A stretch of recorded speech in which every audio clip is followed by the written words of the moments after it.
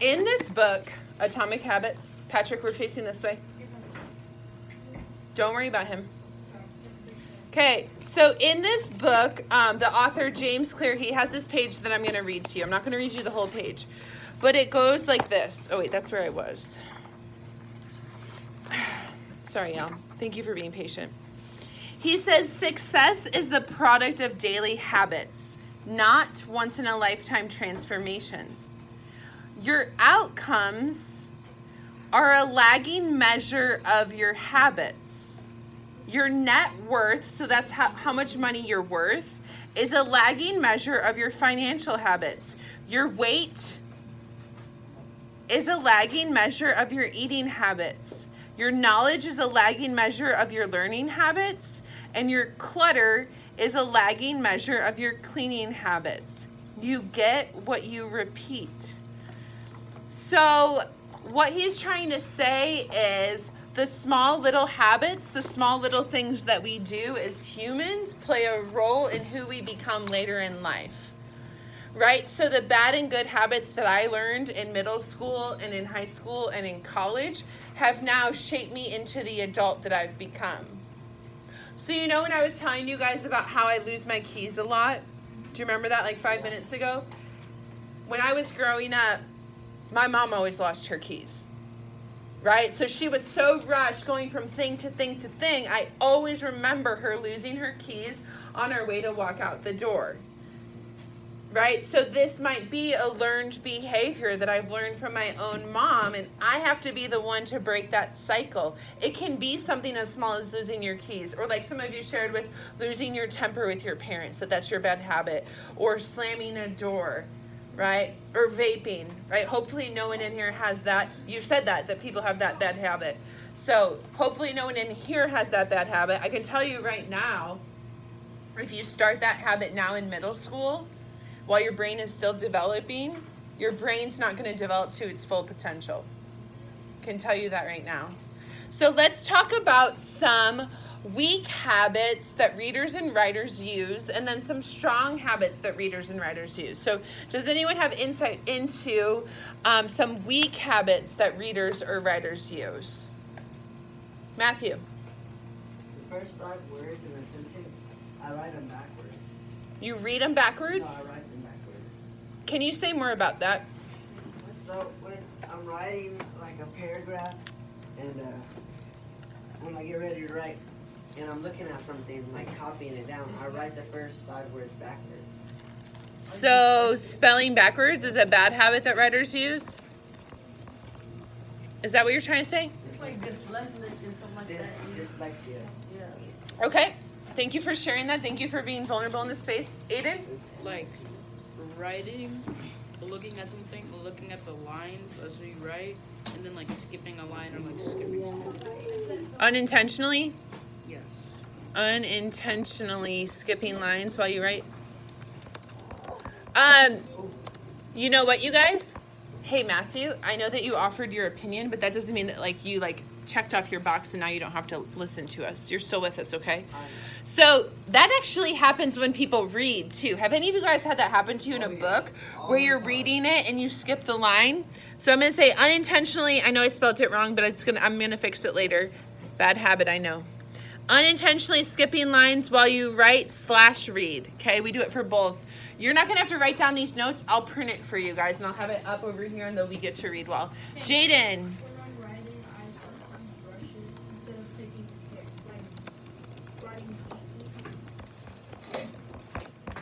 writing. Do any of you rush read? Yes. Oh, for sure. Like on that oral fluency thing that I gave you? How many of you were so focused on reading it out loud and reading it quickly instead of comprehending it? I was doing Can I say, though, rushing the reading, too? yeah.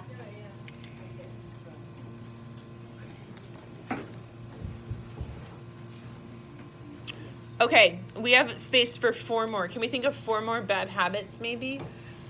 I can think of one that I did a lot in middle school. I read the wrong books. I didn't read the books that were right for me, right?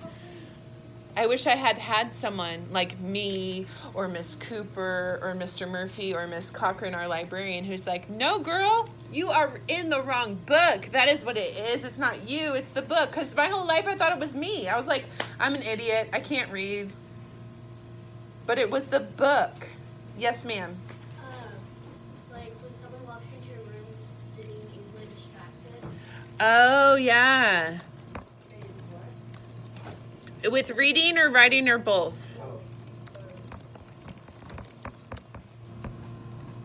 These are awesome, you guys. Rowan. Spacing out when reading. I do that all the time. Yeah, you're like thinking about food. You're thinking about what you want to do after school.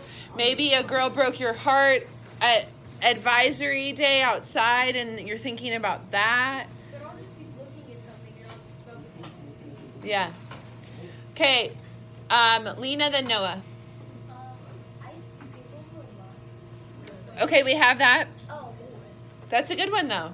Noah.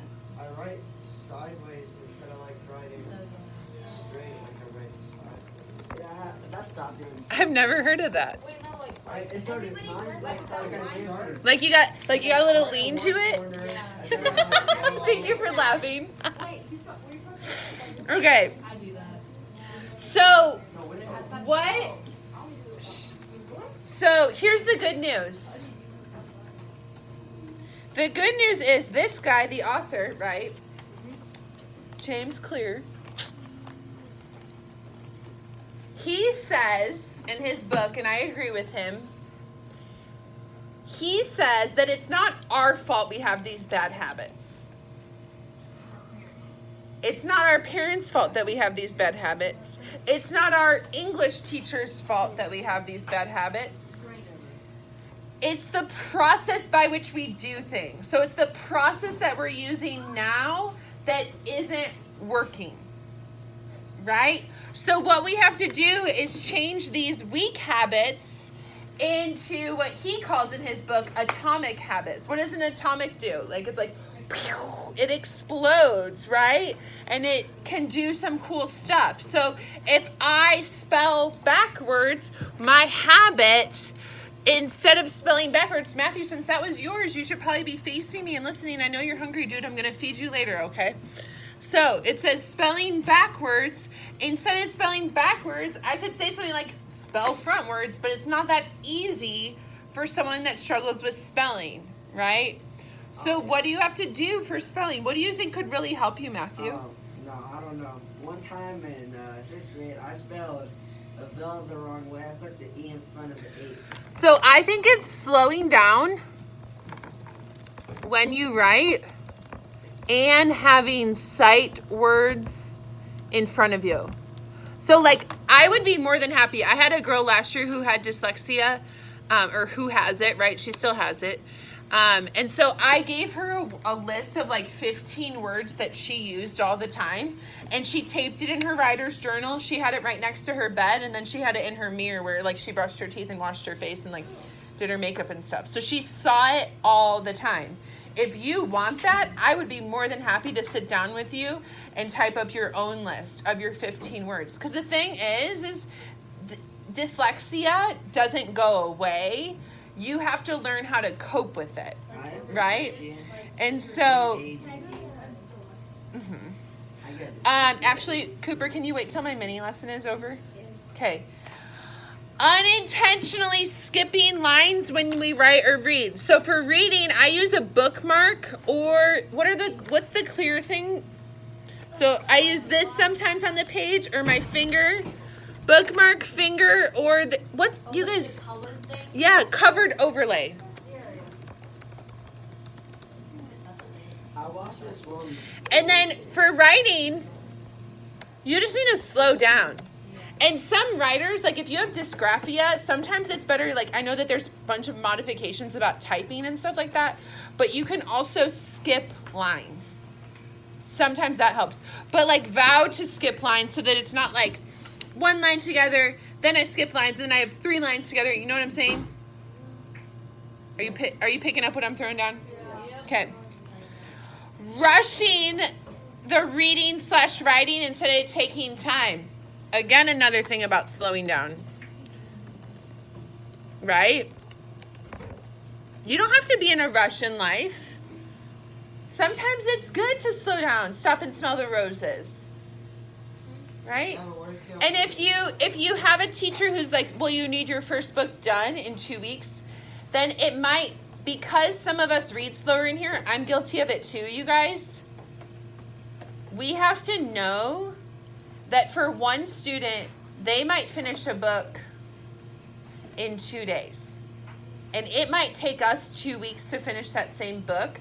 So that means we need to devote more time to reading, to writing.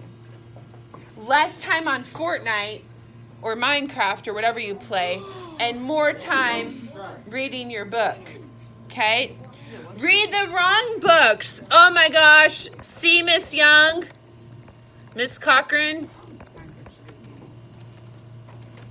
Mr. Murphy? Mr. Cochran. Mr. Murphy. Whoa, that's illegal.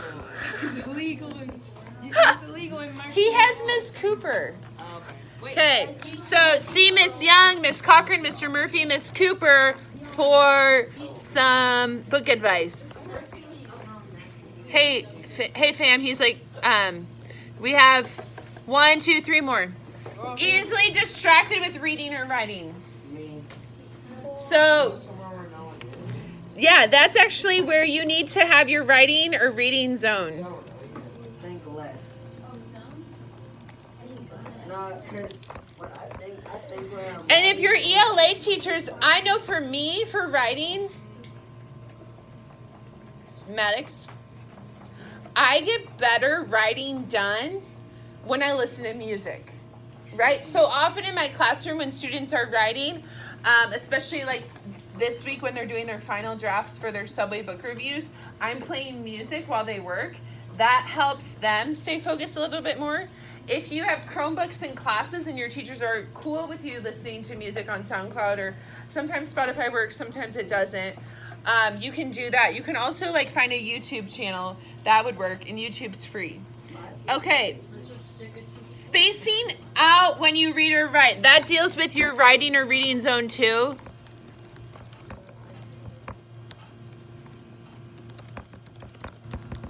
The other thing that might happen, so I've had this happen to me, where let's say something bad's going on in your life, right? Like maybe for me in the morning, I got into an argument with my mom on the phone because I was being sassy or something. And like I had a day last year where like her and I got into this argument, right? And I hung up on her and we didn't talk for a few days, right? And so that morning when I sat down to read, I wasn't really thinking about my book because I was thinking about the argument that I got into with my mom. So when that stuff happens for me personally, I either take like 5 minutes and like walk around the school and clear my headspace, because it's when I write in the morning, I don't have kids in the room, so I can just like get up and leave. Or Matthew. They threw it at me. Okay. Then I'm gonna, if that doesn't get thrown away or put away, I'm gonna throw it away. The last thing, look up here. The other thing that I do, though, is if I'm having a hard time reading because I'm thinking about stuff, I write about what I'm thinking about to like get it out of my head. That's something that my therapist taught me like back in the day, like when I was in college. Like a diary. Yeah. Just like get it out, put it on the paper. So I can say something like, write the stress off.